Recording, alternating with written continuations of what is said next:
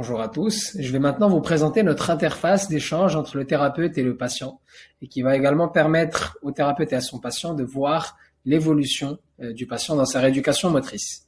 Alors pour l'utiliser, c'est très simple. On commence par s'identifier à l'application. Ensuite, le thérapeute retrouve la liste de ses patients sur l'affichage. Après ça, il a la possibilité d'aller voir le tableau de bord de son patient, donc tous les exercices qui ont déjà été prescrits, de prescrire de nouveaux exercices, de faire un bilan de rééducation et enfin d'aller enregistrer sur la carte de douleur les douleurs ressenties par son patient en fonction de ses mouvements.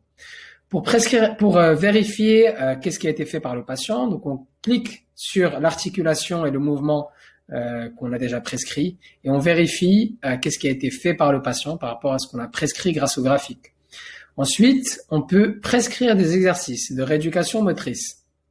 On va cliquer sur exercice, puis ajouter, et on va sélectionner le mouvement qu'on souhaite faire à notre patient. Donc, on a des animations de mouvement accompagnées d'un texte qui décrit les mouvements illustrés. On clique sur le mouvement qu'on souhaite prescrire à notre patient. On choisit la date ou les dates auxquelles on souhaite qu'il réalise cet exercice. On modifie la durée de l'exercice et enfin on clique sur mettre à jour pour le rajouter dans sa liste d'exercices. Troisième chose qu'on peut faire, c'est donc créer un bilan de rééducation motrice en cliquant donc sur le bilan.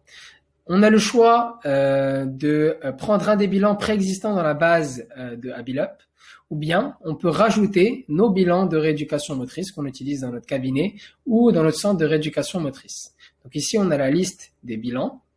Donc chaque bilan est associé à une date précise qu'on peut modifier. Et ensuite, vous voyez, c'est très simple de remplir le bilan. Donc il suffit de cocher les cases correspondantes aux phrases du bilan. Donc, comme vous pouvez voir, on choisit la date à laquelle on a mis à jour ce bilan-là et ça permet de comparer les différents bilans aux différentes dates d'un patient donné. On peut enfin enregistrer les douleurs ressenties par le patient pour un mouvement donné. Donc, pour ce faire, c'est très simple. On va choisir le mouvement auquel est associée cette douleur. On va ensuite modifier l'intensité de la douleur en haut à droite. Donc, on peut dire que c'est une grosse douleur ou une douleur un peu moins forte. On peut aussi localiser la douleur en cliquant sur l'endroit où la douleur se situe. Et enfin, pour être plus précis, on peut en centimètres indiquer où se situe la douleur sur le membre en question. On peut mettre ça à jour et donc à gauche s'enregistrent toutes les cartes de douleur à des dates données associées à des articulations données. Voilà.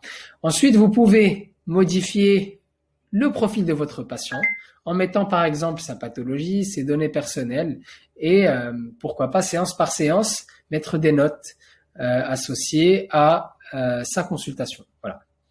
Donc c'était tout pour cette interface thérapeute-patient. N'hésitez pas à nous contacter si vous avez des questions